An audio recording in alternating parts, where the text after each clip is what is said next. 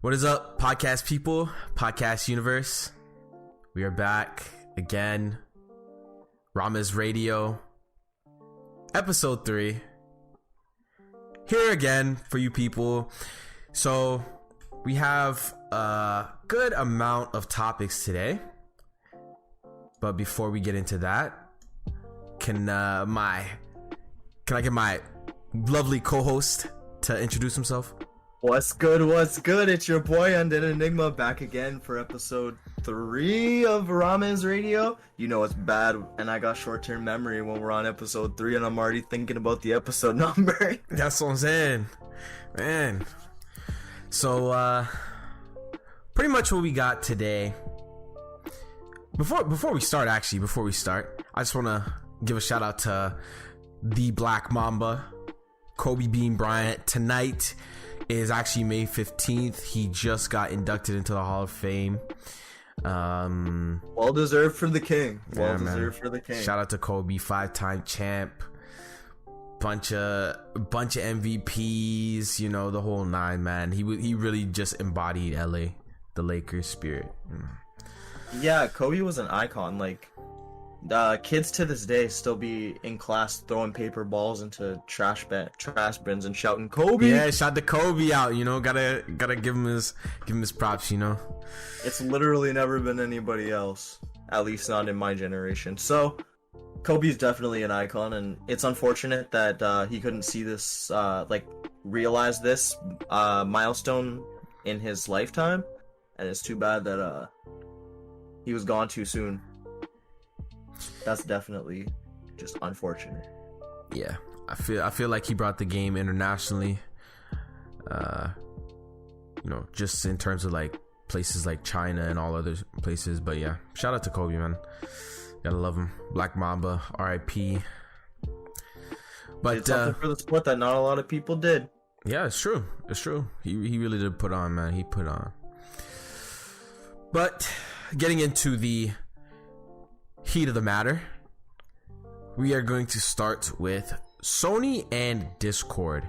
So we have an article here from Inverse that says Sony and Discord on May 3rd announced that Discord, the application, will be coming to PlayStation consoles in early 2022. They have also stated that this is strictly a partnership. They have not been bought out. This is just a partnership. And Sony does not own Discord. They plan to stay independent. PlayStation consoles will also have exclusive features, but Xbox will not be left out of the loop. So, Enigma, we have this news of Sony and Discord linking up. They finna get together like Future and Drake on What a Time to Be Alive. Like they feel like they feel like they Shaq and Penny. So how you feel about this? I think this is interesting. We didn't get an opportunity to talk about this on the last episode of the podcast, but there were rumors circulating that Microsoft was trying to offer Discord somewhere around like $10 million or something like that for a partnership. But I have a feeling that Sony didn't pay that much, but that's because it's a minority partnership. Sony doesn't have any majority stake in Sony. It's like 20%. Sony doesn't have any majority stake in Discord. Pardon me. Yeah. I think it's like 20% of a share that they got, which is still a sizable chunk, if that number is accurate. But I only read that from one source, so that could be cap. But I think that it's great news, especially because PlayStation's party service is god awful, and for us as people who game on PC as well as console, I'm so tired of having to use party chats when all my homies are on Discord and there's one or two people who are just stuck on PSN party. I just can't be bothered. Hey man, like, you wanna know what's funny? The first time I heard PS4 audio, like the game audio and like the party audio, bruh, it dead ass sounds like you're calling in an airstrike on a World War II radio. I'm not even holding you. Like, bro, like Sony is really just behind when it comes to the communication aspect of gaming. I really do feel like they really do need to step up, and this Discord partnership is a really good step in the right direction, especially if they're going to have exclusive features. This is going to definitely be something to look out for. I think that it says a lot for, like, at least in my personal opinion, I really hope that as the future of gaming progresses, crossplay becomes more of a thing. And I think that integrating something like Discord onto consoles says a lot about the prospects of something like that, because it's so community driven. Like, the Inverse article boasts that Discord has over 140 million users, and I wouldn't be surprised if that's actually pretty accurate to the actual number of users and not just burner accounts, with how many people actually use Discord for so many different things. There's so many different communities, and as a matter of fact, in the little pre-conversation we were having before the show, we talked about how Discord just did their little rebranding. Yeah. Trying to be a little bit more marketable and appeals to a wider consumer base. So I think that it's a step in the right direction, like you mentioned, is for a lot of prospective situations to come upon in gaming. And I think it makes it just easier to interact and engage with your friends, and that's always a good thing. Yeah, that's what I'm saying. Like, think about it, because like you said, the way that gaming is going, it's a lot of cross play, a lot of inter-console gaming. Imagine, like, you get to play Call of Duty on your PlayStation and your friends on his Xbox, and you guys are both in the Discord party chat. Like, it's just seamless. It's just seamless, because I remember back in the day, I'm a OG Xbox, the big fat Xbox 360. I've had, you know, my gaming list goes back, you know, decades. So yeah, so for sure. Like, I literally remember getting on Xbox 360 party chat, and like, what a wasteland, bro! What an absolute wasteland. I'm not gonna lie to you. The most toxic chats when you would hear the Mad Max of toxicity. Oh my gosh, man, I'm telling you. But imagine if your friend had a PS3 and you had the Xbox 360 and you guys were able to play Modern Warfare 2 together and talk to each other in the same party chat. Like, that would have been, you know, that would have been even crazier. So I mean, PlayStation mans can't imagine that. PS3 didn't have party chat. Oh yeah, that's true. They didn't even have party chat until PS4. Yeah, that's right. They was in the ghetto. They was definitely in the ghetto until PS4. Down bad. Sending messages to each other with the subject line as your whole message, so you didn't have to type anything. That was the tech. That was what mans on PS3 were doing. Man. You'd go to send a message to someone, in the subject you just put "you're trash" and just hit send. You wouldn't type the message, because that's your whole message, so that they wouldn't have to open it. Man, PS3 days was different, bro. Fun fact. Back when I used to play Black Ops 2 a lot on the PS3, oh my gosh, when we were in the game audio chats, I think I've had maybe 4 or 5 PlayStation accounts reported. Oh man. I told this story on stream, but yeah, I used to run my mouth a lot, and people would always report me.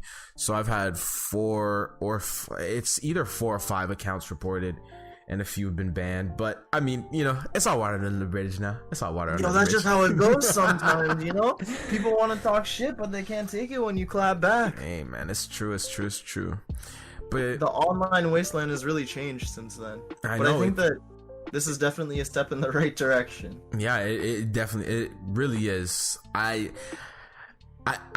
really interested to see what comes from this too, because it's just gonna bring a new aspect to gaming that we haven't really seen before. You know, we're already starting to see the cross play, but cross communication, this is, you know, on a bigger scale. Like, you know, if you're playing like Warzone or something, yeah, you can hear your teammate, but like, if you've ever been on Discord, you know the audio is just amazing. Like, we're literally using Discord to record this podcast right now. Yeah, not sponsored, by the way. Discord, exactly. Yeah, baby, let's go. Yeah, cut the check. Discord. Don't worry, we on your side. Don't worry, you got it. But here for you, baby. But yeah, you know, Discord just it makes it so seamless. So this will definitely be this is definitely going to be a big thing for Sony. Big hit for Microsoft though, because Microsoft was actually trying to buy Discord outright. So big here's goal for them. Here's the funny thing. We talked a lot about crossplay and the potential that cross communication opens up. And this wasn't something that's on the show notes, but this is something that we need to talk about because we've been talking about crossplay so much, and it's the fact that the leak came out that Sony charges developers for quote-unquote lost revenue to enable crossplay between PlayStation and other games. Wow. This was something that I can link you an article on later because we're live, so it's okay, baby. We gonna keep moving. But that's pretty much the gist of it. That Sony was claiming that they would lose revenue if they enabled crossplay, and that if developers wanted to enable crossplay in their games, they had to pay a fee that would basically be a calculated loss that they would take from enabling crossplay, because now you're playing with other people who could have been on PlayStation to play with their friends, or whatever nonsense they tried to rationalize it in. And it's a practice that they continue to execute to this day. And Sony is the only company. Like, Microsoft doesn't do that, Nintendo doesn't do that. Sony's the only one who's doing that. So that's funny you say that, man. This kind of reminds me of the same exact thing I was literally talking about last podcast. Everyone keeps saying Sony is for the gamers, Sony is for the gamers, but we are repeatedly seeing that is not the case. That is not the case. Like, it just isn't. Sony is for their bag. Exactly. So, hey, man. Things are starting to heat up. Things are really starting to heat up. Not Microsoft. PlayStation has made this alliance with Discord. Microsoft didn't really pan out for them. But one thing that Microsoft did get in the past few years is a bunch of studio acquisitions, game studio acquisitions, actually. And I have a list. Hold on. I know one of the big ones is ZeniMax, who owns Bethesda. I think it's ZeniMax is the name of the parent company. Yeah. Who owns Bethesda, which means that we could see Xbox and PC exclusive Skyrim, not Skyrim, Elder Scrolls. That's the name of the franchise. Yeah. And Fallout. Dishonored. Lord only knows what. Dishonored. I was gonna say, Lord. I was about to roast Bethesda because Xbox ain't got no games. True. But yeah, they have a whole slew of studios. Big ones including Ninja Theory. They made DMC and Hellblade. They also got Obsidian Games. Ninja Theory made the DMC, the one DMC game, right? That like offshoot, the reboot. I believe so. Because it just says DMC, right? Yeah, it just says Devil May Cry. Yeah, that's the offshoot. Oh, is that the one? That's the one that no one liked. Oh, that's okay. That's the bad one. Okay, I remember now. Okay, yes, that's the one that no one liked. Hey, I mean, at least they made Hellblade though. That's a really good game. I played it. Hellblade was good. Yeah, Hellblade's a really good game. Good. They made They bought Obsidian. They made the Outer Worlds, which was critically acclaimed. Outer People Worlds loved that game. Was pretty good. That was a really good game. They also have the Coalition. They make Gears of War, Turn 10. We know about them. They make Forza.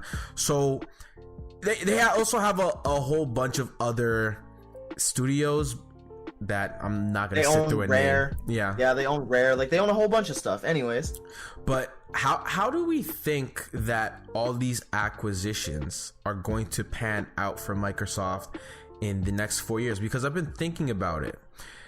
Gaming and gaming development has kind of been slowed down a little bit because of, the Rona, but things are starting to get a little bit better. I believe people should be back in the full swing of things within the next year to year and a half.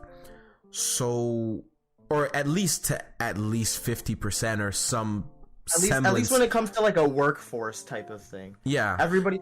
at that point in the next like year to year and a half, everybody will hopefully should have their situation settled, whether that's a work at home situation or an alternative work situation. Everybody should have something at that point. Yeah, things will be sorted out. So I'm kind of interested in what this will look like and how it'll affect gaming and Microsoft / Xbox in the next 4 years. How do you feel about that?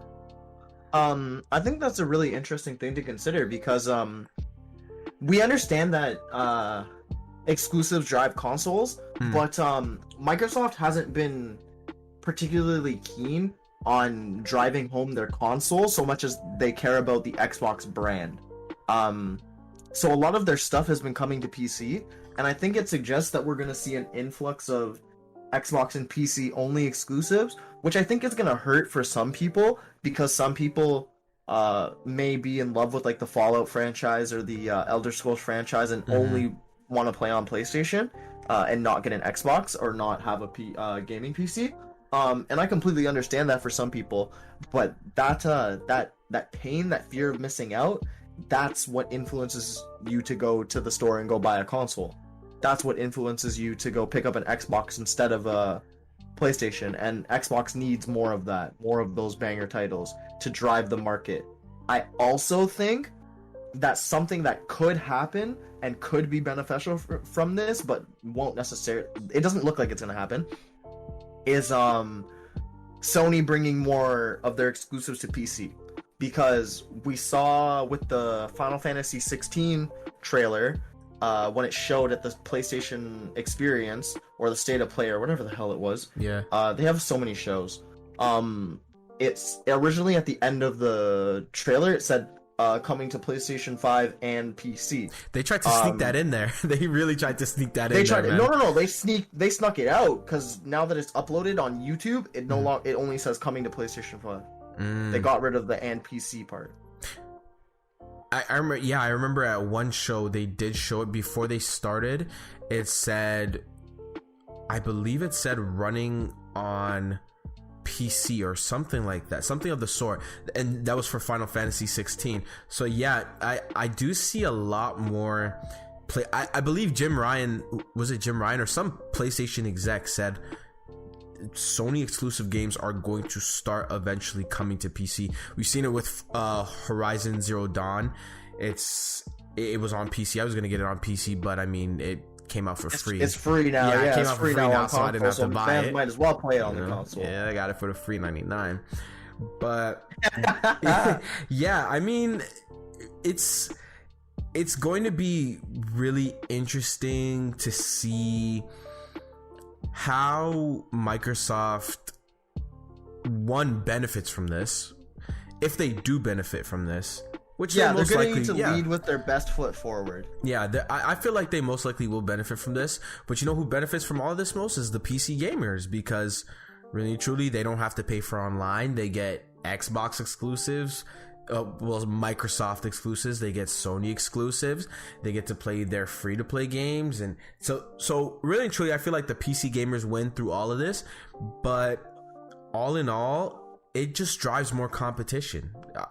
Honestly, yeah, I think that if the PC market gets a larger market share through this, through having like access to more games and therefore more people being willing to be on PC because they don't have to miss out on certain things, and they know that, like, for example, if all PlayStation exclusives always came to PlayStation and PC, and all Xbox exclusives always came to Xbox and PC, way more people would just not buy consoles and buy a PC because you don't have to pick. Yeah. I do feel like though there will always be a section of the market that will always just stay on console. There will be. That's why I just said more people. There will always be some people who don't want to either go through the hassle of building a PC or don't want to go through the hassle of like learning how to care for and maintain a PC. They just don't care. They don't want to be bothered. They'd rather just have their one device, their console, plug and play, and just go. There's always going to be that market. Yeah. But I think that if everything were to come to PC and people were to know that would increase PC's market share, and that would then in turn cause the consoles to have to do some stuff to rebalance. Because how do you re-incentivize people to play on console instead of PC, you're not going to outdo them graphically because consoles don't get like upgraded parts as often as PCs can. So what you have to do is match them on certain things. Boom, get rid of the online charge. Yeah. Because bare people will just go to PC if they have to keep paying for online. So just get rid of that. For example, that's just wishful thinking. But hopefully Microsoft puts their best foot forward with these new acquisitions and pumps some money into them. Get freaking Bethesda to work on a new engine, bro. Bro, you know the thing about Bethesda games? Man, they all run on the same engine and they're all broken. Yeah, exactly. Like, and that's coming from someone. Man, I grew up playing Skyrim, Oblivion. Like I played, 4 and 5. I love Fallout 3, 4, New Vegas. I love Bethesda games, but a lot of them come out 3 broken. generations of consoles and it still comes out buggy. Yeah, a lot of them come out Makes no broken sense. For the first little bit until they fix the thing. And even after they fix it, they're always wide. The name of the type of game is open world games. They're always open world games, so you're always bound to run into some new glitch that no one has seen or some new bug or something. So, but yeah, I honestly, Microsoft just needs to give these studios time and give them the proper resources. As you said, give them the proper resources. Honestly, one game that I would like to see come back, though, I'm really sad that it got canceled, is Scalebound. I knew you were gonna say that. I was literally sitting here praying that you were gonna say Scalebound. I remember when they showed it. Oh my! They announced that game, and I was like, I had a PS4, and I was like, I'm buying an Xbox for this game. If they release this fucking game, I'm buying an Xbox. If it's only on Xbox, I'll buy it. And then it was supposed to come to Xbox and PC, and I was like, shit, I still might buy an Xbox just to play it on Xbox.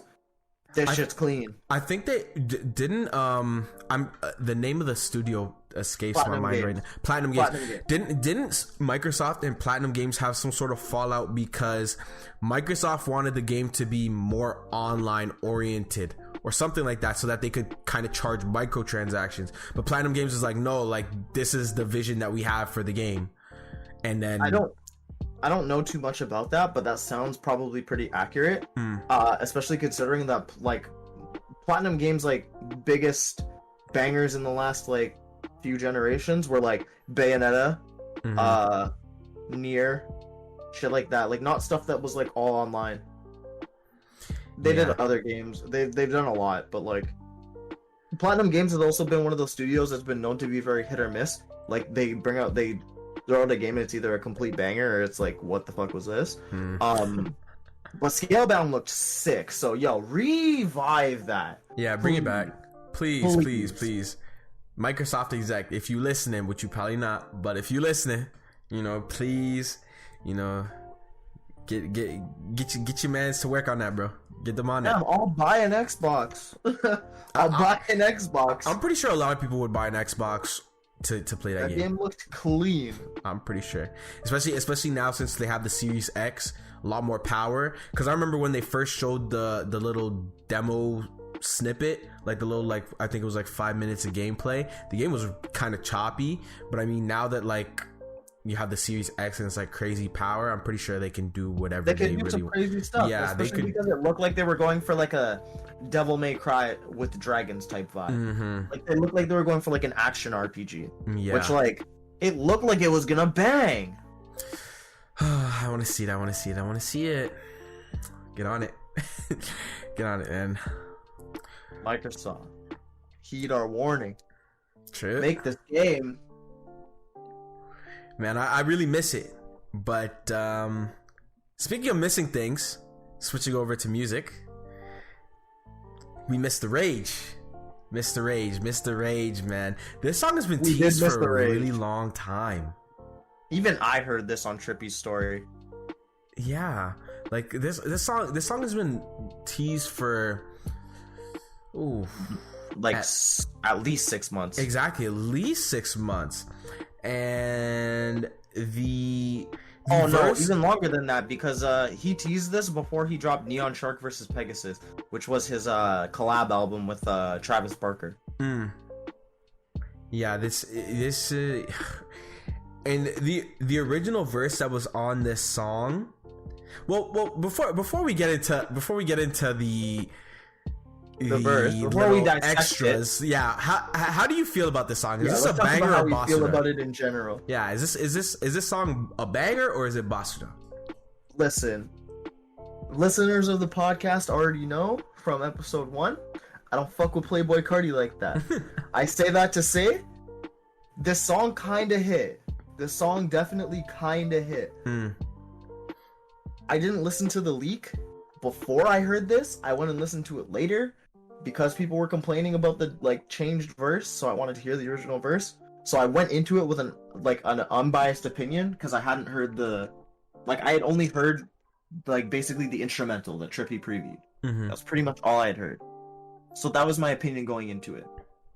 I say that to say, this is some Rockstar shit. It's not going in my liked songs playlist because it doesn't fit with the general vibe and aesthetic. It would come on shuffle at a weird time. There's not a good place for it. But it's something that I could see myself listening to if I'm in the mood for that. I get in the whip, I'm about to go somewhere. Let me put on Mr. Rage real quick. This song bangs. This song, honestly, to me, this song is a banger, bro. This song is a banger. It's a Rockstar anthem. Hey, bro, it's really some Rockstar vibes. The thing, okay, so like Undead said, like Enigma said, the original verse that was on the leak, because I'm not a person, side note, I'm not a person that really likes to listen to leaks because, first of all, the song is not finished, and or that's not the version that the artist originally wanted you to hear. So if you know how leaks come out, you understand exactly what I'm talking about. That's not the version that they want you to hear. Thus it's called a leak. But it's not released yet. Yeah. The leaked version had a verse from a song that was on a Juice WRLD song. That song was a leak as well.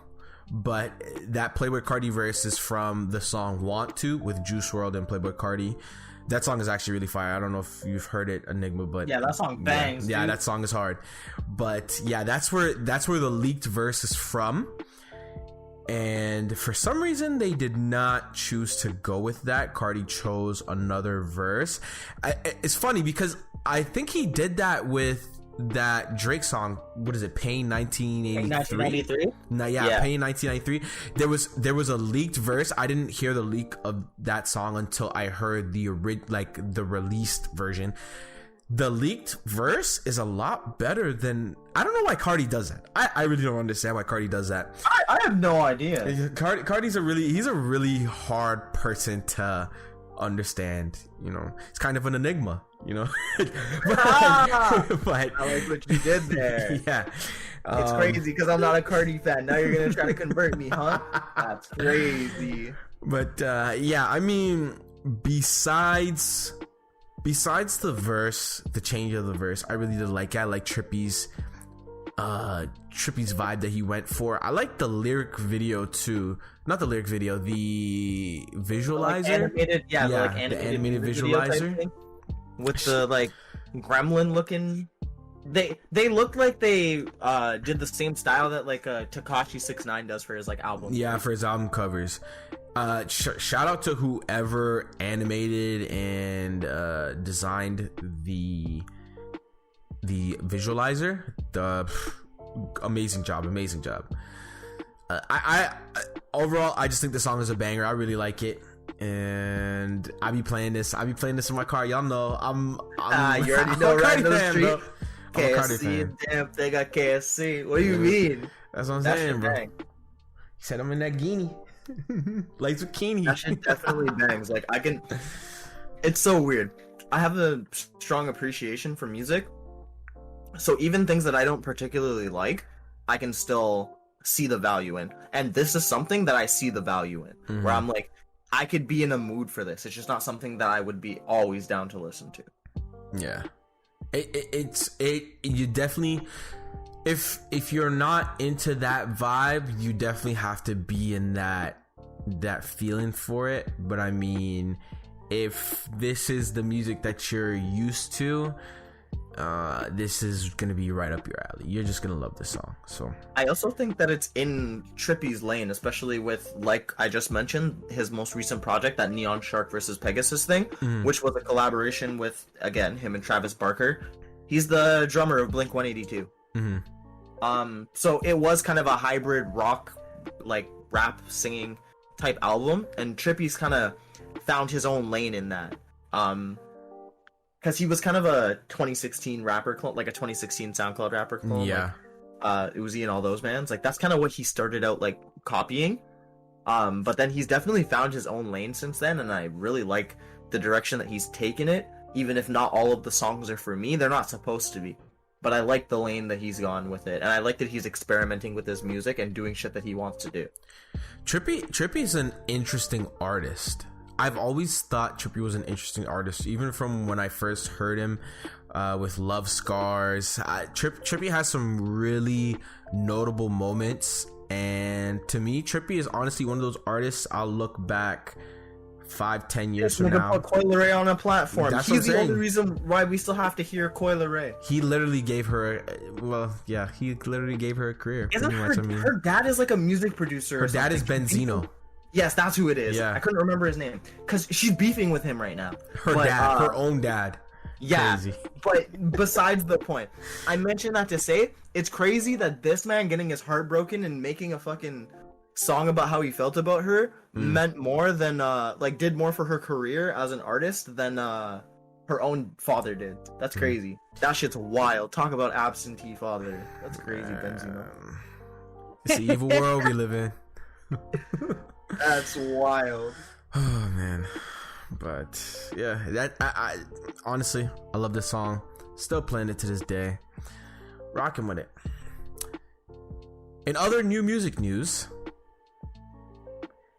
today is May 15th. So May 13th. Past weekend. Yeah, May 13th, last Friday. Well, yeah, last Friday. Jermaine Cole. Cole World. Back feels back. Tell me about the feels back. What do you mean? J. Cole has dropped an album that has been anticipated for a while now. For a good while now. Since this nigga surprise announced it a week ago, which is so his style. Because you know him and this man Kendrick will be audacious enough to tell you the day before, yo, album coming out tomorrow. So we're lucky we got a week. Man, one thing I'm starting to realize about this generation, they really like the out of nowhere drops.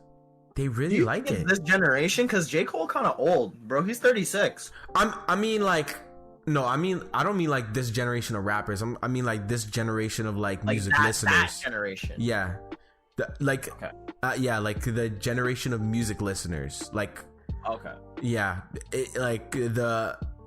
Because honestly, if an act or a band dropped an album out of nowhere, like maybe like 11, 13 years ago, 15 years ago, that album would probably be dead in the water. I'm not even gonna lie to you, because like albums used to have to do listening to something that they're not anticipating.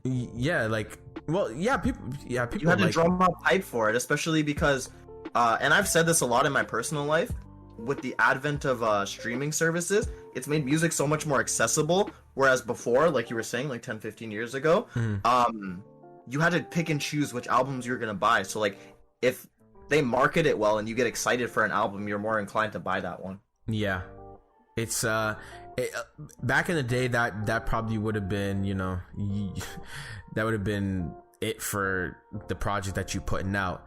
But nowadays it's kind of cool. Like, people don't really mind it.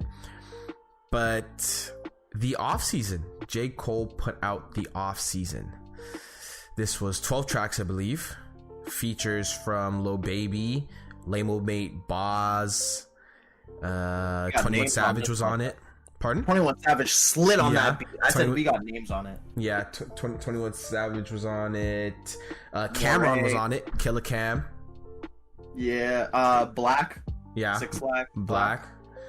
So how we're just doing first impressions, you know, because it just came out. We don't want to make a decisive. It's a J. Cole album. Yeah. J. Cole has a lot to say and a lot of layers in his music, so it's not something that we can give a final decision on. So when we come back next episode, we're gonna talk about it again. But for now, let's give our initial opinions. Yeah. So how what are your initial opinions / first impressions of the off season? The shit was good. It's not something that's meant to be. I don't think it so far that it's been something that's meant to be listened to like here and there. J. Cole doesn't really make projects like that where it's like 1 or 2 singles that you're gonna pick out or stuff that you're supposed to listen to occasionally. J. Cole usually makes albums that are meant to be like a cohesive story that you listen and digest from start to finish. And that's how I've been trying to experience this album for the most part. And I've listened to it 3 or 4 times in the past 3 days. Just to like kind of sit on it and give myself a little bit of time to digest it. And it's J. Cole. So I expected like bars. I got bars. And he was in his bag. He even released a little documentary about like his just kind of his thought process and how he was feeling when he was making the album. And at the beginning of it, 21 Savage asks him why he called it the off season, and he goes on this like kind of long explanation. It's not long to me, but it is generally a long explanation for why you named the album what it is. Explaining that like the first project was the come up and this and that and this is how he felt, that's why blah blah blah, this is why it's the off season. And if you watch that documentary, which it's available on YouTube, it's only like 12 minutes, not a like full documentary. It's not that bad. It gives you a little bit of insight into his thought process and what he was thinking when he was coming up with this album, and it's very interesting. It's a very personal project. You can tell that there's a lot of love. J. Cole, before I even start talking about the album, J. Cole is an artist. Besides Tyler the Creator, he's probably one of the artists with the biggest how would I say this? The best way I could say it is the biggest change in not even redemption arc, if you could call it that, but like a come up story? Yeah, come up story. Because if you know about how J. Cole started, J. Cole was one of those rappers. He tried to be I don't even want to say the ideal rapper, but like when the word rapper comes to mind, he tried to be like the everyman rapper. Yeah, he tried to pop out with the big chains and, you know, always wore the sunglasses everywhere, and he tried to make the hits, but it just wasn't working for him and he wasn't feeling fulfilled. So the 2014 Forest Hills Drive, I think that really marked the cornerstone of the change in his career, and it's been amazing to just see the growth that he's been taking ever since then. That was 7 years ago roughly. So it's just been amazing to see the growth that he's taken in those 7 years. And getting into the album, I mean, I really like it. Just off what I've heard, I've listened to it, around the same amount of times you've listened to it, like maybe 3 or 4 times. I love 9-5 South. I love Killer Cam, you know. I rock with Killer Cam, you know. Anyone from New York, really, I just rock with them. So it was nice to hear him on there. Gives us a little piece. Applying Pressure. I didn't really like that song. I didn't really like that song. That's the song where he... No, I know which song that is. I'm just making sure that that's the one you're talking about. Yeah. That's the one where at the end he's like talking for like 20 seconds or something like that. Oh, yeah. Yeah. Mm-hmm. Okay, so one thing I don't like about J. Cole is J. Cole always has one of those moments where it's like, oh, did you really have to do that? Like, yeah, it's theatrical. it's theatrics. I don't know. Like, it's part of the story that he's trying to tell, so I respect it. Mm-hmm. But at the same time, yeah, it's kind of cringe. Yeah, it's like it's like I see what he's going for. Like I see what he's going for. But yeah, like you're already telling your story in your music. Yeah, like you I'm already here for it. I'm along for the ride. If he had just like did the song and like the low part he did before the song started, that would have been cool. That would have been okay. But then he went on like this whole long 20 second spiel like, oh, nobody doing it like we doing it. You gotta I'm like, okay, but we get it. We get it. We get it. We get it, doing Jermaine. it so many times. Damn, bro. You know, but like that song was kind of missed for me. But Let Go My Hand, I really like that song. Even the story about that song is like just like, you know, it really hits. Really hits. Really good song. 100 Mil. Oh my gosh. Overall, this project was very deep. Yeah. Sorry, continue. No. Speaking on that, he had a lot to say. He really had a lot to say. Like it seems like he's been sitting for a while, meditating on what he really wanted to tell us. They do that through his music. They do that though. That's a thing that a J. Cole and someone like a Kendrick, they do that. They don't. You ever notice like J. Cole, Kendrick, mans like that? They don't really use social media. They don't really tweet about stuff. They don't really talk about shit that's going on. But when their projects come out, they say a lot. Yeah, they put it in the music, building it up. Yeah, it's. I appreciate it because you know you can use the art form in a way that is much more introspective and kind of just looks inward. Because yeah, if you're not on social media every day tweeting and sharing your life, I mean, you would have a lot more to say in the music. So it's really impressive the way that artists, like Drake or J. Cole or Kendrick really get to the heart of the matter on their music. 100 Mil, I love that song. 100 Mil. One thing. No, go ahead. No, you say what you were gonna say first. Oh no, I was gonna say one thing about this J. Cole album. Me and my girl, we was riding around on, I think it was Friday. We were just riding around, and I heard at least 4 people, because Friday was a really nice day. Like it was like 25 degrees Celsius, like maybe like 80, like 85 degrees for our American viewers. It was a really nice day outside. Sun was out, so you know people, they had their windows down, they playing their music.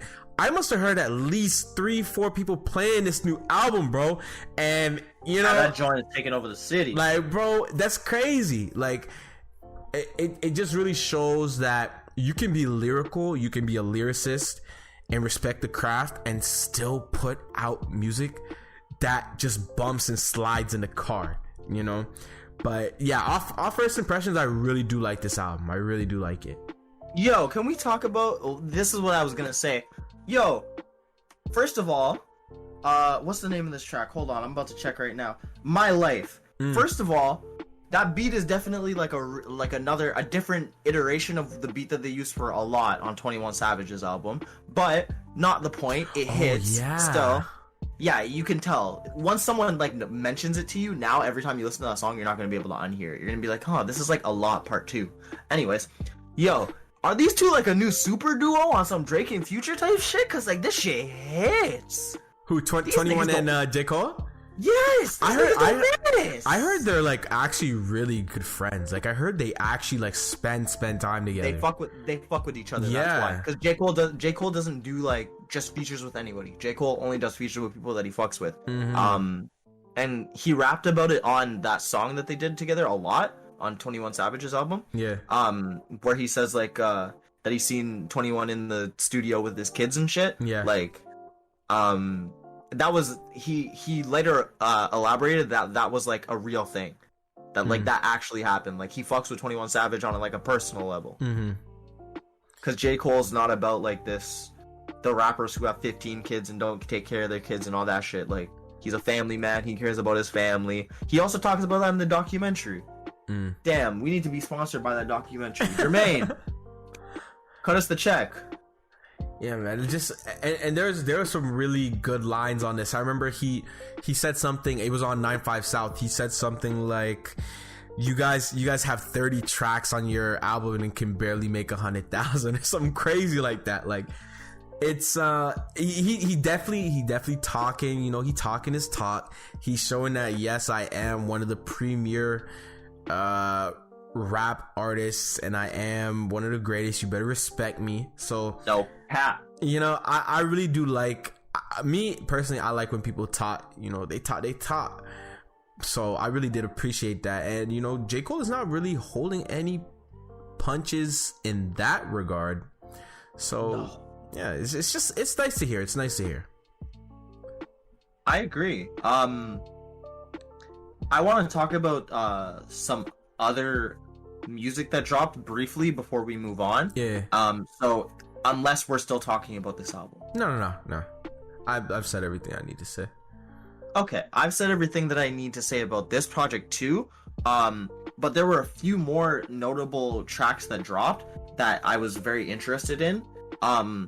Internet Money dropped a track called His and Hers with Don Toliver, Gunna, and Lil Uzi. And Uzi, It's literally Lemonade, except they switched out Nav for Uzi, which, like, Nav is my favorite artist, but both songs bang.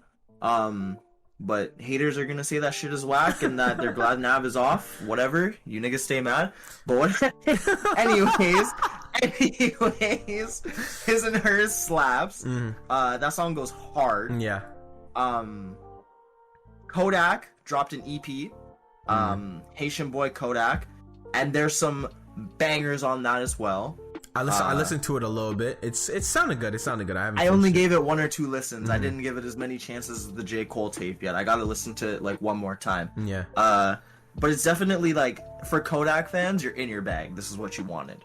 And it's an 8-track EP, so you're good. You got fed. And Rowdy Rebel and A Boogie dropped a track called Nine Bridge, and those are the things that I thought were really notable. Nicki Minaj dropped an album too, but I'm not a big Nicki Minaj fan. Hold on. Guys. Did you hear the Seeing Green track though? Off the Nicki tape?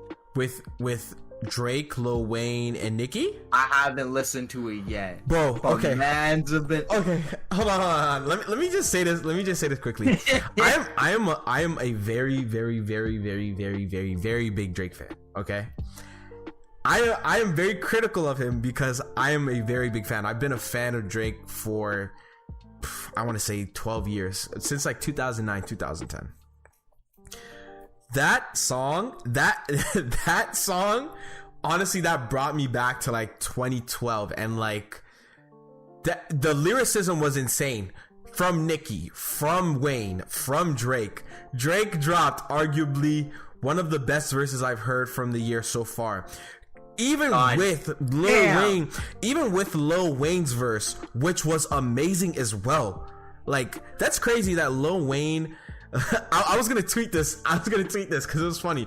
Lil Wayne got like dreads like literally dropping out of his head, and he's still rapping better than a lot of the young kids out here, bro. Like, isn't that insane? Like, just, yo, that blows my mind. It's crazy. Nicki gave a really good verse too. There was one line that really stuck out to me. It really brought. Drake is one thing Drake is really good at is like giving you a visual of what he's trying to say. Like, yeah, he's really good at. He had this one line where it's like, I played 48 minutes with a torn meniscus. Who subbing me or something like that. I was like, really, what that made me think of? That made me think of Kobe, because I don't know if you know or not, but like Kobe literally, I think he had torn it was either his ACL or his meniscus, and he literally stayed on the court and like shot a free like that stuff. It really just paints some straight boss up shit. I'm telling you, bro, like that song was amazing. I just loved it. But yeah, I just want to talk about that. I have to go and listen to it because I'm not even gonna hold you. I'm not a big Nicki fan, so after I listened to the J. Cole tape and I listened to Kodak, I was like, yo, I'm going to bed. Yo, this could get dealt with later, and then I just didn't get to it. Nah, bro, you gotta listen to that. You gotta listen to that for sure. I gotta put some respect on it. Also, didn't Nicki retire like twice? Yeah, I thought she did retire, but I guess she wanted to come back. I mean, hey, you know how rappers are though. You know how rappers are. Logic said he retired. I low-key think Logic gonna come back, even though I really don't want him back, but I mean, yeah, Logic's coming back at some point. I don't care. I don't care. Logic fans, if you guys are out there waiting patiently for his return, it's coming. Hang his jersey up, bro. For real. Put his jersey in the rafters. Like, we good, bro. We don't need no more biracial bars. But Nah. But anyway, anything else to talk about in the music section? I think that's everything that I wanted to talk about. Sorry. I'm gonna add one last bonus topic to this music section. Yeah, go ahead. This is a personal opinion that I have come to after a week of having Montero stuck in my head, the Lil Nas X song, because we talked about it on week 1. Yeah. That song, I personally believe, could have gone number 1 without all the satanic antics. Really? That shit's catchy as hell. Really? And it's kinda good. It's kinda good. Okay, that's interesting. The song kinda bumps, and Lil Nas X still has that, like, that public recognition is kind of like the term I'm looking for. Like, he wasn't still on the wave of Old Town Road, but people were paying attention to the fact that he was gonna have a comeback. Like, he was coming back with another song. People were anticipating to see what he was gonna release. So I think that with the catchiness of the song, he didn't need to do all those satanic antics. Side note, do you think that if Lil Nas X cleans up his image, that he can kind of be like, I don't want to say accepted back, because a lot of people have like turned their back on him and his music, but like I think I know where you're going. Yeah. Do you think like that reception will change a little bit if he just cleans up his image a little bit? Yes and no. I think that everybody who has an opinion on Lil Nas X has already made their opinion at this point with like the like satanic shit.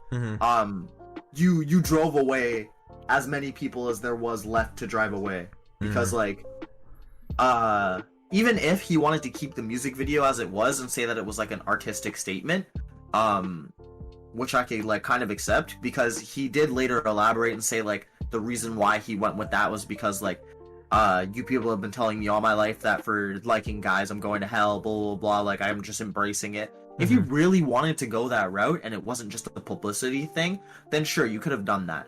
But you're doing too much when you're copying Nike shoes and putting pentagrams and drops of blood in them.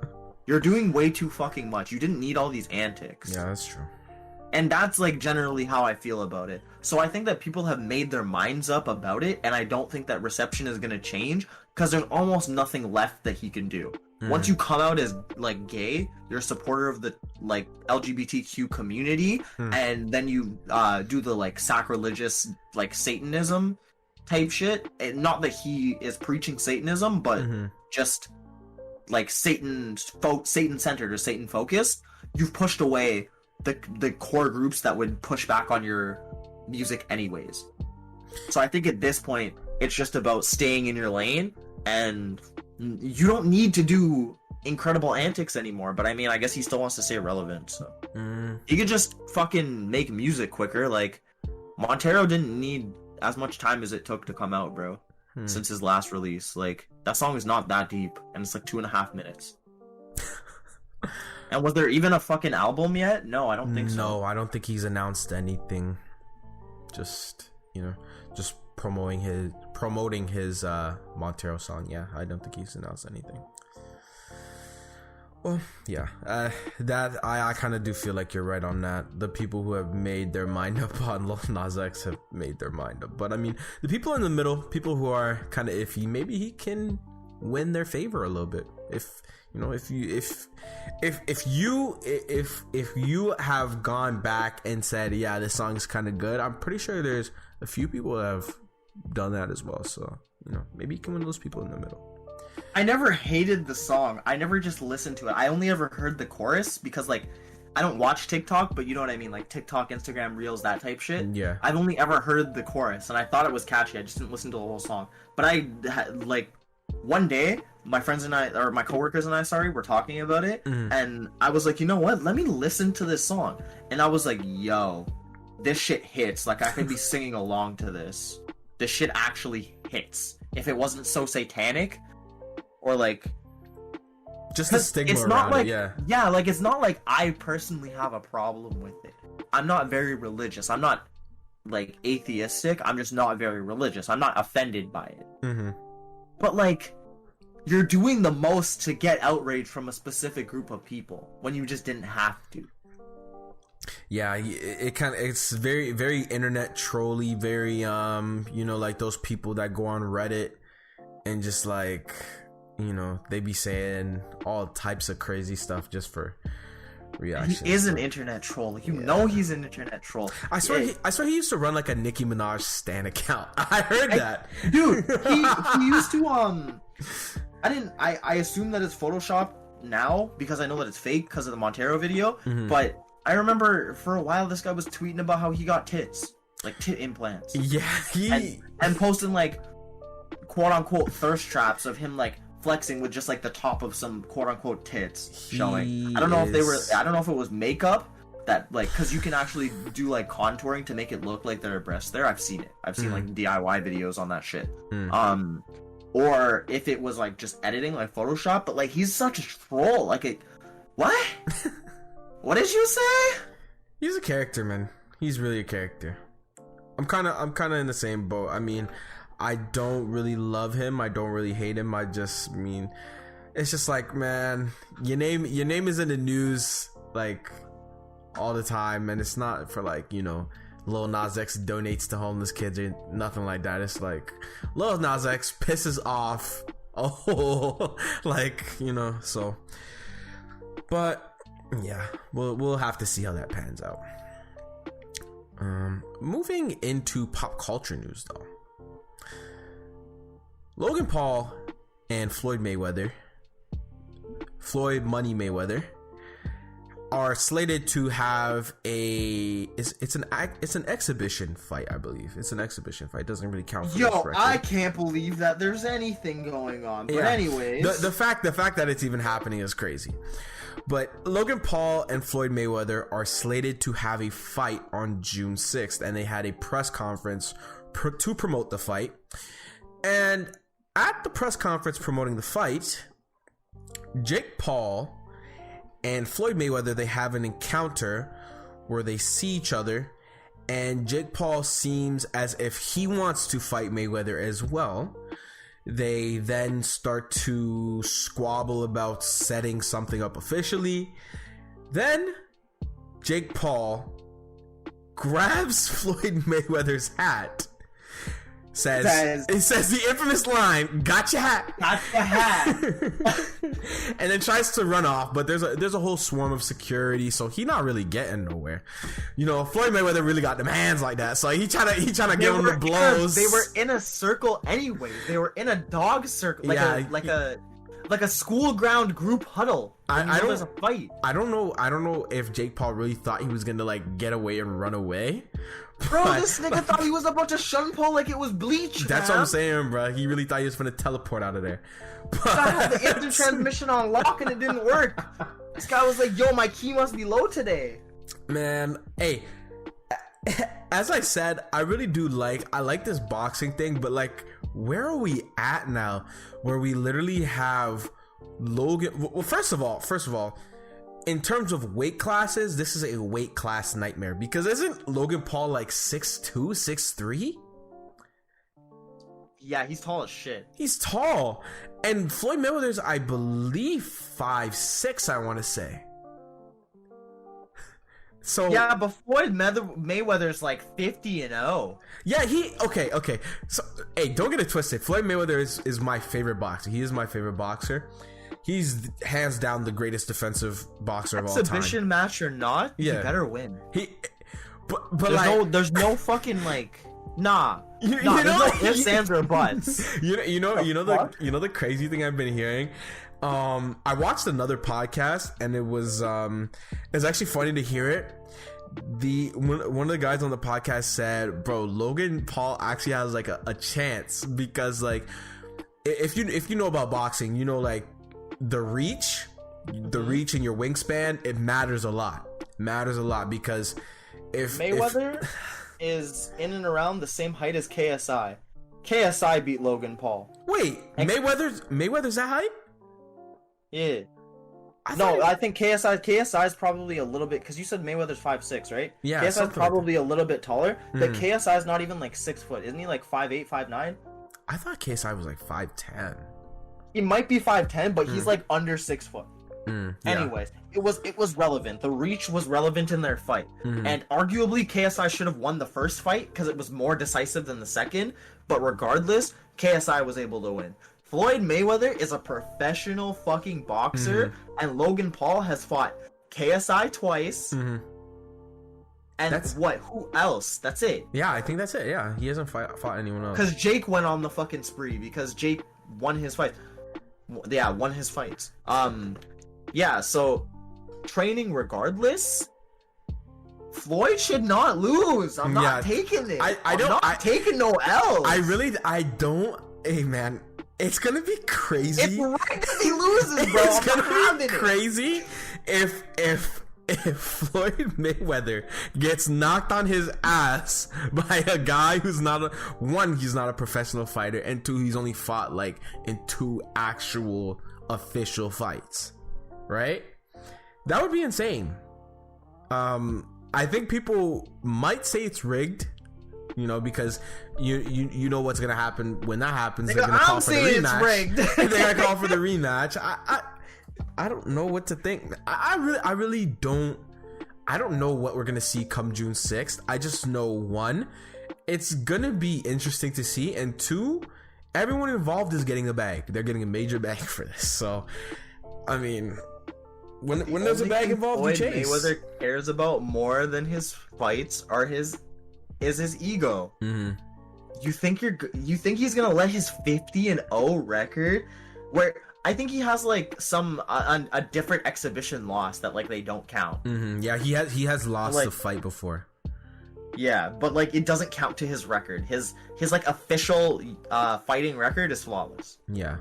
And he holds great pride in that. So like, there's no way this guy's gonna go out to an amateur. Can't be. Man. And especially after Jake got your hat. Oh, he gonna wind up like Saitama with that one punch, bro. I'm telling you, he really gonna want to knock his ass out. And I don't know, man. I really do I like this influencer boxing thing.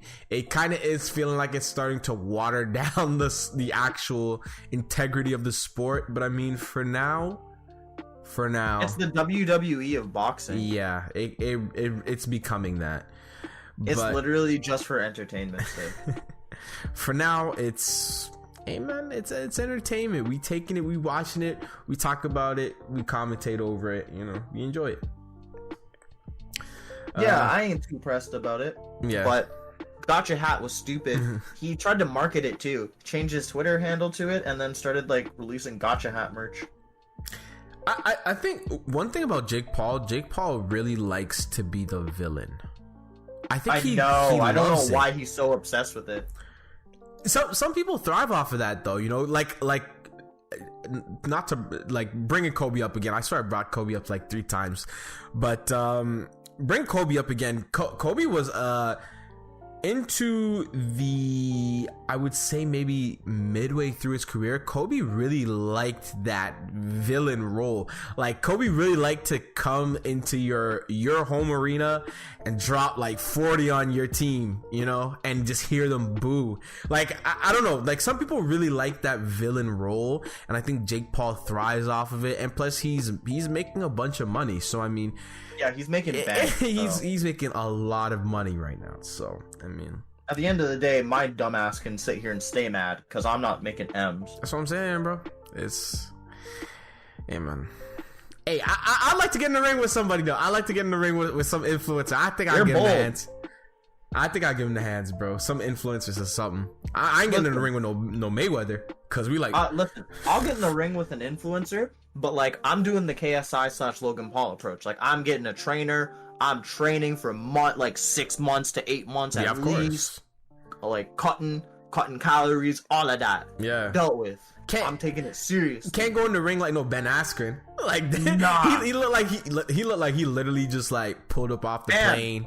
I later found out he had a fucking hip replacement surgery a couple weeks prior to the fight. Stop. I don't know why no one's talking about that. Oh my gosh. Yeah, that was. He had a hip replacement surgery before the fight. That was which definitely is why a his throw fucking job. hips ain't moving nowhere. He definitely threw that. He threw that fight, bro. He just wanted his bag. He wanted the bag. He wanted the bag, bro. He said, "Y'all know why I'm here. Y'all know why I'm here." But any other thoughts on the Mayweather Logan Paul fiasco? Jake Paul. Any other thoughts on that? No, fuck, what a situation. I just want to see Mayweather knock out Logan Paul. I don't even think he needs to fight Jake. Jake just needs to be brought down a peg, and I feel like I want him to fight KSI because I want it to be a legit fight, and I have faith so far that KSI is not going to accept any rigged fight. And I think that KSI could beat his ass. Yeah. Like, I think KSI could actually beat him. And I think he needs to be beat by someone that isn't Mayweather, Jake I'm talking about, the one that's not currently fighting Mayweather, because he needs to be humbled. And after KSI beat Logan, Logan was fucking humbled. I think that's why people like watching these fights as well. People really liked watching the KSI Logan Paul fight because if I am correct, wasn't that around the time when he did the whole Force thing? The second one, at least. The first second fight. one. No. The first one. The first one was around then.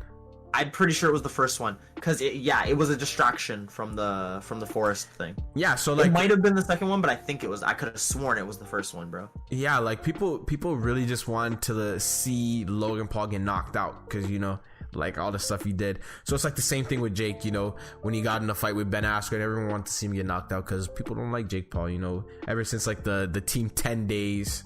They didn't really like Jake Paul, so he's been hated. Yeah, he's been hated. So I think that's driving this whole boxing thing as well.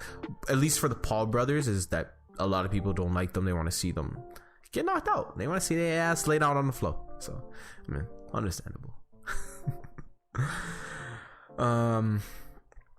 Moving on though. Moving on to something a bit more serious. Little Mosey. 19-year-old rapper Little Mosey. Oh shit, here we go again. What this nigga do? He has been accused of raping a female, a woman, and where do we start with this? He was charged in 2020 with the rape case in Washington. Seattle, I believe it was in Washington. He apparently something happened with him and a girl in a cabin, and his friend. He was charged in 2020. They had the court date, and he didn't show up for the court date, so they put out a warrant for his arrest. And when he did finally show up to a court date, his lawyers and Mosey pled not guilty. So the case, the actual trial, is to take place. They're trying to get it pushed back to 2022, but I don't think that's gonna be the case. Yeah, they're pushing for it, but I don't think their excuse is that they want time to find witnesses, and the judge argued that like all the witnesses are present. You don't need more time to find witnesses. The situation is what it happened. We can just jump right into this topic and talk about it a little bit. I think that there are a lot of interesting and crazy facts surrounding this case. Considering that apparently when this actual incident took place was before January 25th, 2020. And was his 18th birthday. So he wasn't 18 when this took place. It happened. The prosecutors prosecuted him in Lewis County. And they waited 15 months to file charges against him. Whoa. So they waited until he was legal age. The victim was of legal age when the situation occurred, according to this XXL article. So she was of age of consent. He was 17 at the time when this allegedly happened.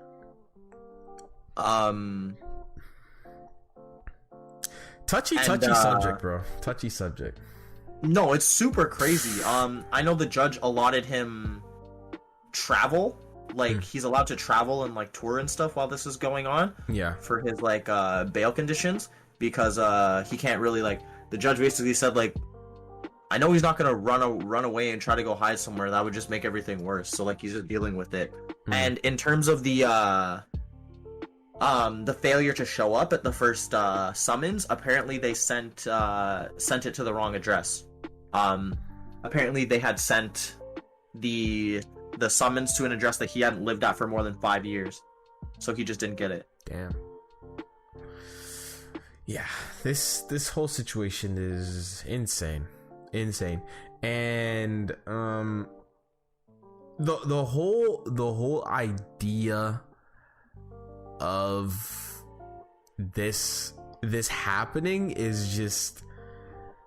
I don't know how things like this happen, really truly. I don't understand how it happens, but I ain't even gonna hold you. I have a friend who's somewhat in the involved in the entertainment sphere, and she's gonna hate that I even briefly mentioned this, but she's met Mosey, and she said that yeah, this doesn't surprise her. He's the type of little nigga to do this. Damn. He's 17, he's got money, he's popping. Blueberry Fago went off. So it doesn't, to be honest, it really doesn't surprise me either.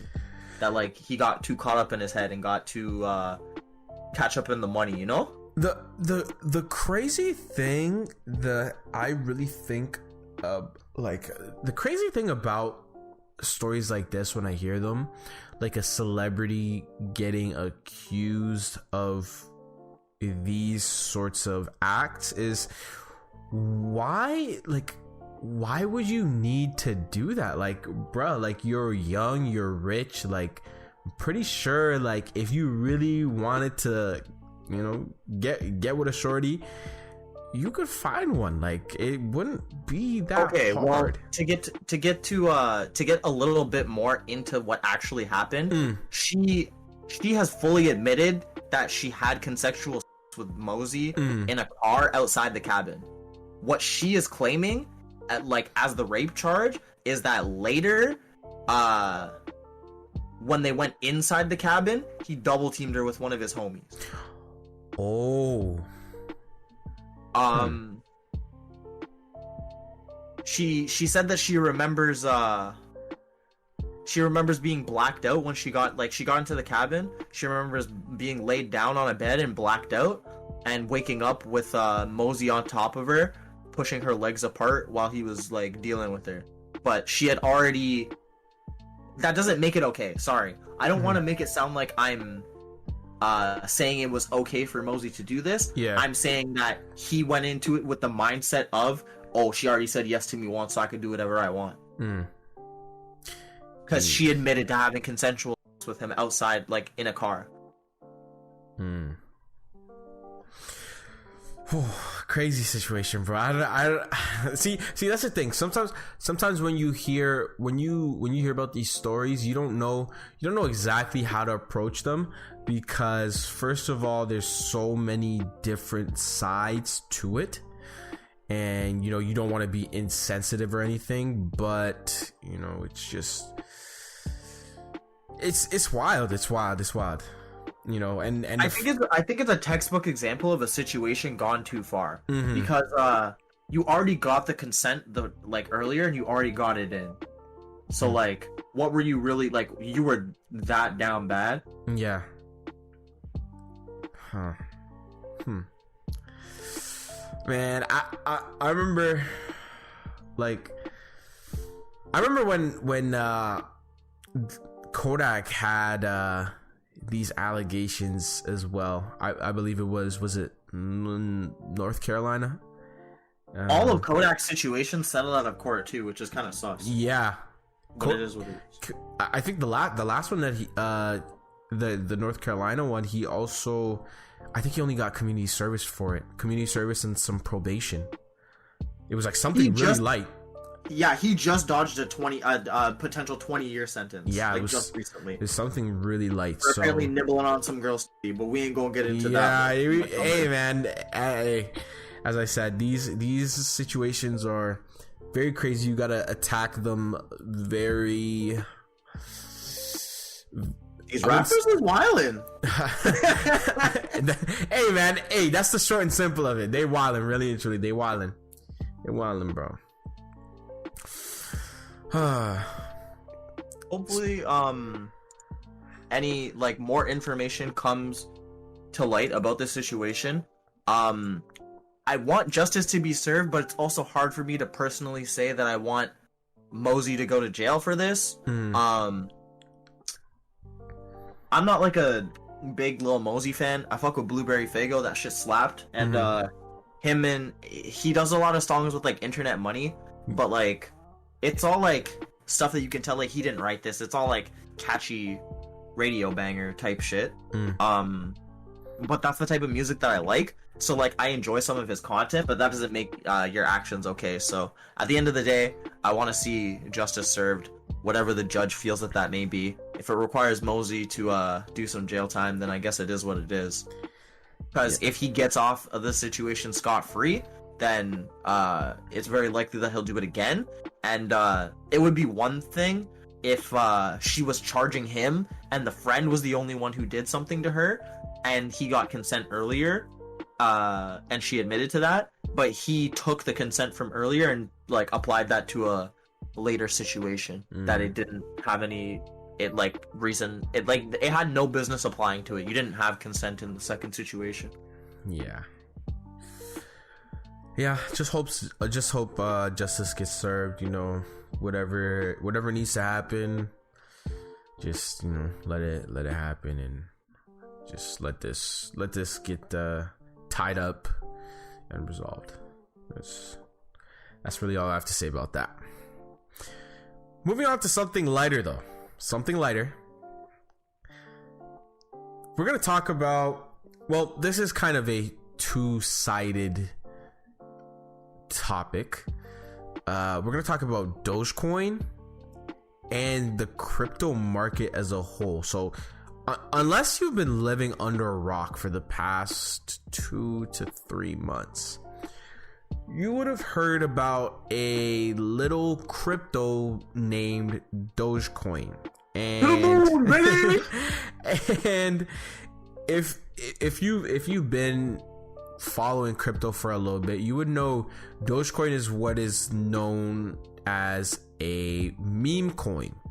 So it's pretty much just a coin that is pretty much marketed as just a joke, or it has some meme associated with it. And the meme with Dogecoin is obviously, as in the name, the Doge meme that was really popular on the internet a while ago. It's not super popular now. It's just popular now because of Dogecoin. But Dogecoin from, I believe, before January 2021, Dogecoin was a quarter of a cent. It was not low. Yeah, it was really low. If you had put, I believe, just a few $100 US in Dogecoin, you would have had at least $100,000 as of the day that it hit 71 cents. So Dogecoin went crazy. Dogecoin literally made a bunch of people millionaires. I saw a guy on Twitter. He's a content creator, and I don't know exactly how much money he put into Dogecoin, but he's been holding Dogecoin for a while now. And I seen that he had tweeted out a picture of his portfolio, and he had $72,000 in Dogecoin. God damn. 72,000. He must have probably spent what, $150, and he has $72,000. That's a come up I'd like to be on the other end of. Very, very quickly, I might add too. Very, very quickly. Dogecoin and crypto on a whole is making a lot of people millionaires. It made a lot of people millionaires back in 2017, back when Bitcoin went from $3,000 to $17,000. A lot of people, yeah, it over 5 times, So really what the topic is about is just crypto being the future and how it's going to impact the world and finance in the next few years. What do you think about crypto as a whole, Enigma? So here's the thing. I think that crypto is definitely the future. Dogecoin, like you said before, is a meme coin. It has no real utility. But we're starting to see crypto getting a lot more utility. Funny enough, Elon Musk, the same man who was supposed to be the Lord and Savior of Dogecoin, who actually caused it to tank, he is letting people buy Teslas with Bitcoin. So Bitcoin now actually has some like real tangible utility, which validates the value of the coin. They actually walked that back. Not too long ago. I believe it was, I want to say Thursday or Friday. Elon Musk had actually come out with a tweet that said Bitcoin uses too much electricity and it is not good for the environment. Which he's on the anti-blockchain wave now. Not the anti-blockchain, but he's anti. That's what causes the electricity. It's mining the blockchain that causes the electricity farm. Ethereum does the same thing. Because I was gonna say NFTs, which you have to buy with Ether. Like NFTs can only be traded with Ether. Increase the value of Ethereum because that's what a utility is. It's a tangible way to buy something real with that like currency you have. So if there's no way to buy anything with Bitcoin or Ethereum or any other type of cryptocurrency, then they don't really matter because that whatever value they have is only perceived value. You can't buy anything with that other than more coins. Yeah, there has to be some utility to them. Yeah, some utility to them. But that tweet sent Bitcoin from, it was at, I believe, 55,000, around that area, sent Bitcoin from 55,000 to a low of 46,000 within, I want to say, 20 minutes. Yo, I might buy Bitcoin. It's still, I believe it's still, when I saw it today, it was around 49,000. I'll buy a tenth. Yeah, I'll buy a millionth. Hey man, this is not financial advice because I am not a financial advisor. I will state that. We're not financial advisors. We do not tell you how to spend your money. Exactly. That's fact. But, if I was a person that had $0 in Bitcoin and saw Bitcoin drop $7,000, like what, 15%, 20%?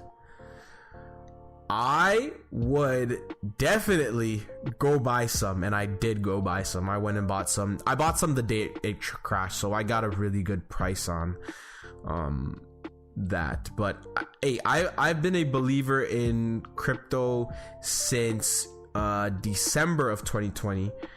I was actually one of the crypto doubters. I was a person that said this has no real world use. I was a person that only really invested into stocks. But I really, one day I'd watched a video from a YouTuber. Well, it's not a YouTuber. He's really has like his own company now. It's like a whole set. But the channel is named BitBoy Crypto, and I watched one video. He was talking about a Bitcoin, and I really started to see what he was talking about with crypto and Bitcoin in particular. So ever since January 2021, I have been religiously buying crypto. I'm in a few projects. I mean, I could name them on here. Nah. We gotta hold a couple of things. Listen, we showed you the door. You gotta find the key for yourself. Hey, man. We are not financial advisors. All I'm saying is if you are not in crypto and you want an investment that could pan out very, very well in the next decade, I would tell you, if I was a person that had $0 in crypto, you know, I would strongly go and look at a few YouTube channels and do some research, you know, outside of YouTube as well. But yeah, I mean, do I disclose how much I have? And no, you don't. Keep that to yourself. No, but, never disclose numbers publicly. Keep that to yourself. But yeah, I mean, I am a crypto believer. I do believe in Bitcoin. We gonna be getting sponsors on the podcast. This nigga will be reading out the checks and shit. Nah, hell no. Nah, man. Hey, bro. But yeah, I do really strongly believe in crypto / NFTs. I believe that they are the future. They're really just breaking down the doors of finance, because if you really know how money has been handled in the last 500 years, you'll know that money has always been really centralized, but crypto is really decentralizing finance, and we're seeing it now. A bunch of people are unconventionally becoming millionaires. So I fuck with crypto. I'm not gonna lie, I don't fuck with NFTs. And it's not just because of the environmental concerns. It's because of the pointlessness of owning an NFT and buying an NFT, because you aren't buying that tangible image or that tangible thing. You're buying a certificate that says that you own that thing. So that certificate is only as valid as the source that you got it from, first of all. And second of all, like, it's like basically saying that there's a difference between me owning the NFT of a picture and saving the JPEG. There really isn't, because I can use it in the same way. But I paid $60,000 for one.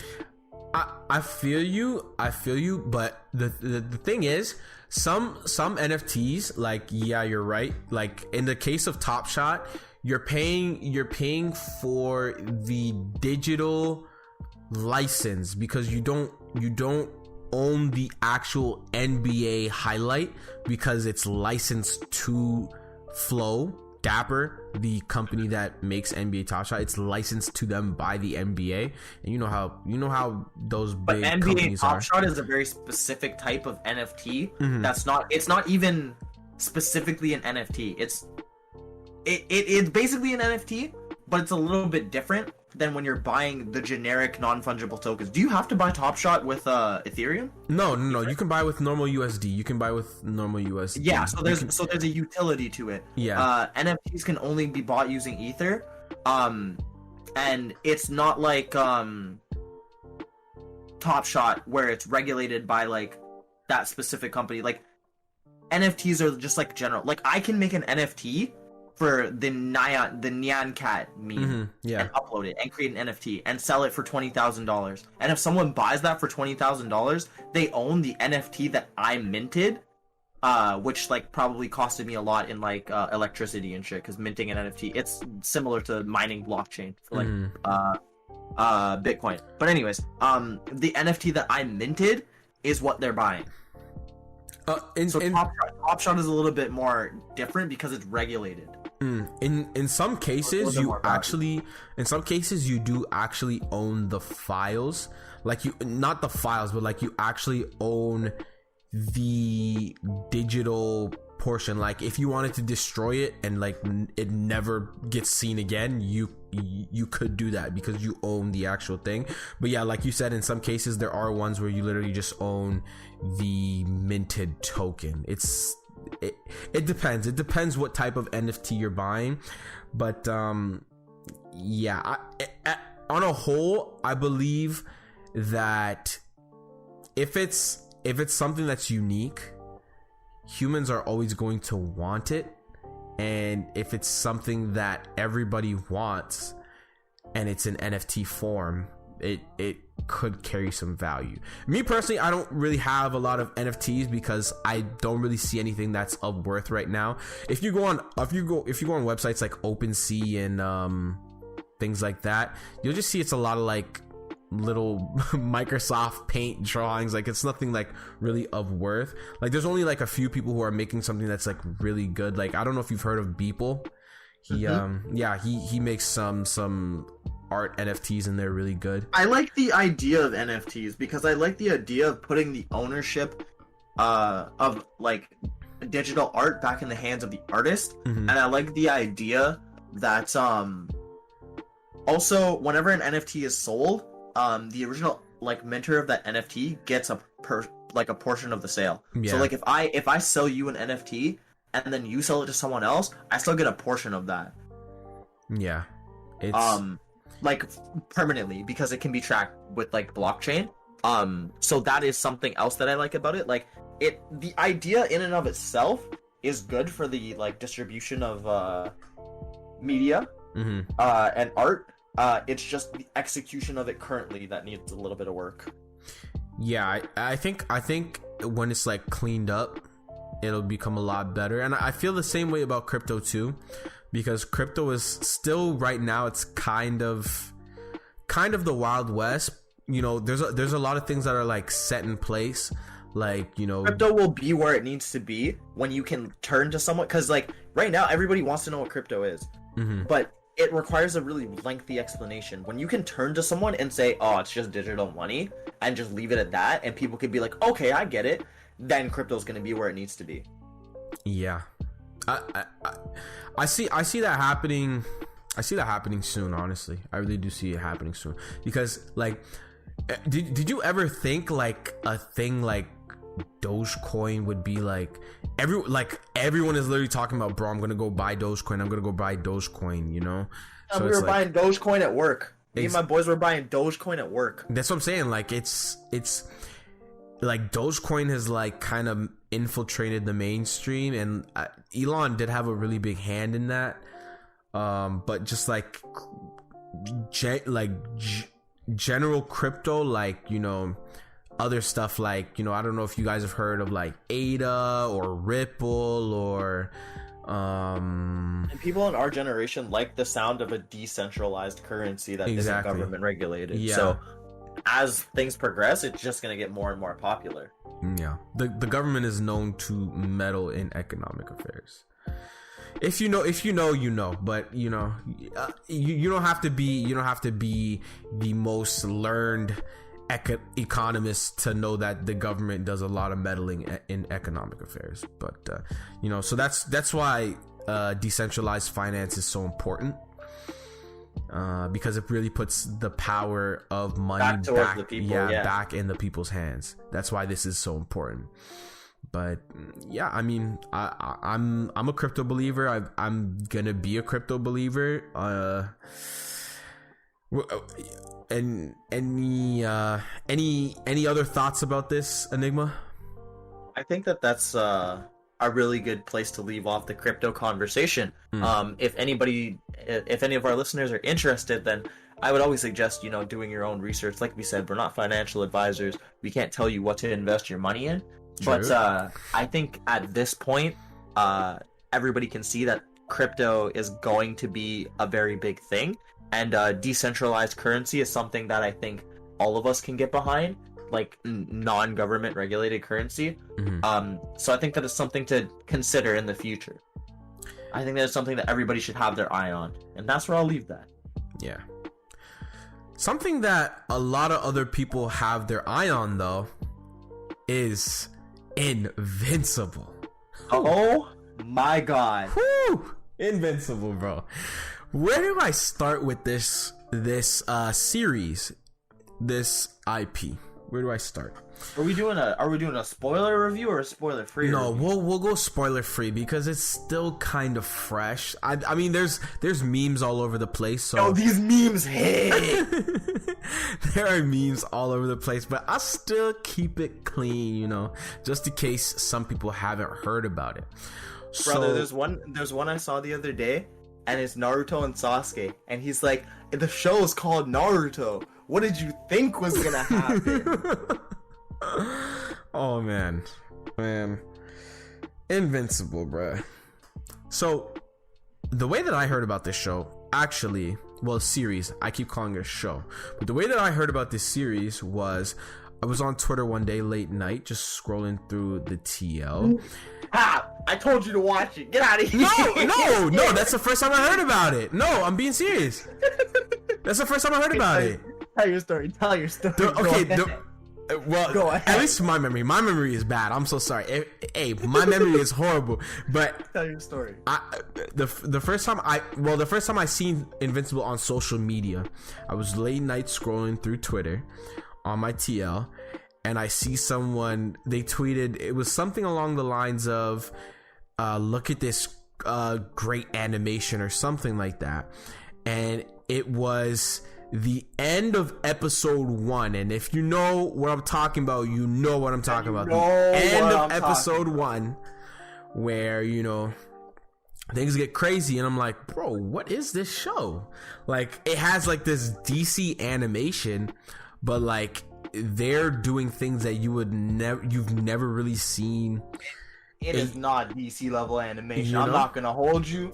It's a little bit below, but they make up for it. They make up for it with an interesting story. I mean, like in terms of like the art style, it kind of looks like that DC. It does. Yeah. Okay, I'll give you that. Yeah. Yeah, it kind of has like that DC art style, but they're doing things in terms of violence and gore that is not DC-esque. So yes, this show is not for the like squeamish, not for the faint of heart at all. Yeah, it's very gruesome, very gory, very dramatic, and I've done a little bit of research. Invincible is actually a comic series. Netflix, not Netflix, Amazon. Yeah, Amazon Prime has adapted into a series and just renewed it for a second and third season. But the comics are actually finished. I think it's 144 volumes. 144. And it deals with a lot of mature topics, such as like abandonment, sexual assault, relation. Like, I don't want to compare relationships to sexual assault, but just in a very mature way. Stuff that you wouldn't expect from a generic superhero comic. And that translates very well into the show. It's very mature. The thing about it is, there's only 8 episodes in the season, and they are 42 minutes long. Yeah, it's they go for that 45 minute range. And I actually started reading the comic because of the show. So pretty much the first season covers roughly issue 1 to issue 15 to 16. So it covers the first, I would say what is that, like an eighth? The first eighth of the somewhere around comic. There, yeah. Like the first eighth of the comic. And it was like, honestly, those 8 episodes, they did change some things to make it translate better to a show like a series format. Like a TV format. They changed some things, but the changes they made were really good, and it kept the pacing on a good path. I really did like it. And the thing about this is, so like I said, I did start reading the comic book series. This show kind of got me into comic books, because, side note, I have started a little comic book collection. Let's go. I bought Invincible 1, not the first one, because the first one is going for like crazy prices right now if you see on eBay. Jesus. I bought, it's like the second print. So yeah, I have Invincible 1, the second print. I have a few Spider-Mans, a bunch of stuff. I'm not gonna go exactly into it, but yeah, it did really get me into comic books. And a little comic collection too, so I know what you're talking about. Yeah, like, I mean, I was always one of the people who, I guess you could say, made fun of people who collected comic books. Not exactly made fun of them, but I mean, to me, it was like you teased them. Yeah, like, it was a joke for you. It was mean. You know, I didn't give the art form the respect it deserved, but I think really just seeing this adaptation and the way that they handle it in the comic, it really just gave me an appreciation for it. It really gave me an appreciation for not only the stories, but the art as well. So, hey, hats off to Invincible. I really do like the first season. I can't wait for season 2. I really want to see where they take it, because if they're gonna follow the next 16 to 20 issues like they did for season 1, you guys are in for something really, really good. Really, really good, man. The story just takes it to another level. I got very invested in it as well after watching the show. Mm-hmm. And while I didn't go personally and go read the comics like page for page, Mm-hmm. I spent some time watching videos of people who covered the entirety of the comic like lineage Mm-hmm. and going back from the beginning. And I saw and read some fucking shit that blew my mind, I'm not gonna lie. It gets crazy. It It genuinely blew my mind, and it's come to the point where I can genuinely say that I can recommend both the TV show and the comic for Invincible. Mm-hmm. They are genuinely good. It's not your typical superhero TV drama. It's definitely unique, and it's definitely going for its own thing. Like we mentioned before, it's very gruesome, very gory, and it deals with heavy subject material. But I think all of that plays to Invincible's strengths as a show and sets itself apart from other shows, animated or not. One thing I really like, it's become a thing lately, is superhero series. It's its own whole genre now. Like, you remember when zombies were a big thing? Like, zombie shows and movies were its own genre, because like there was literally so much media and content that was coming out that was zombie related. It had to become its own thing. And that's kind of where comic books and superhero series are at this point in time. And another thing, it's not like back in the day, you know, you were seen as like a nerd if you liked like Iron Man or Captain America or whatever superhero series you were invested in. But now it's like, you know, you have everyone is, you know, you have everyone from different backgrounds. They're like, oh, did you see the new Invincible? And they're using memes, or, you know, they're talking about Marvel. And, you know, one thing I think that has contributed to that as well is just the different, the aspect of more diversity. Not for me to sound like, you know, like a SJW or you know, like one of those people, but woke. Yeah, you know, the fake woke people. But the stories that have been told in comic books are so much more different than the stories that were told like 30 years ago. Like, you like the closest thing you could see to like a story that was like different or more diverse was like Static Shock. Because like if you know about Static Shock, you'll know that like he literally like lived in the hood. Like he was around gang members and shit. Like, you know, Static Shock was like probably like one of the more diverse stories of a comic book. But now, you know, you have Invincible Iron Man with Riri Williams, you have Miles Morales, first Black Spider-Man, you know, you have Spider-Man 2099. That was a little while ago, that was back in the 90s, but he's Hispanic. You know, you have different backgrounds and different stories. It's not just like you know, what the ideal superhero used to be.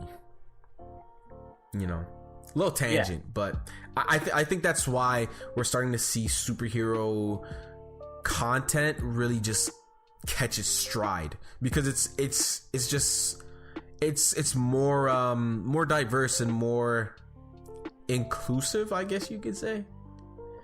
But I think that inclusivity plays a part. Mm-hmm.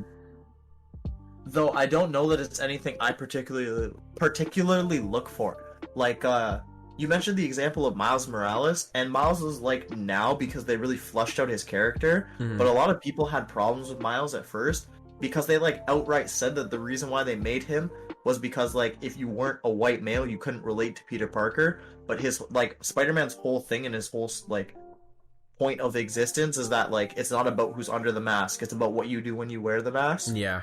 And like they kind of have like drawn Miles into his own lane now and like figured out what they want to do with him, but like he was kind of like a tokenism, like token black character. He's like a token character. Yes.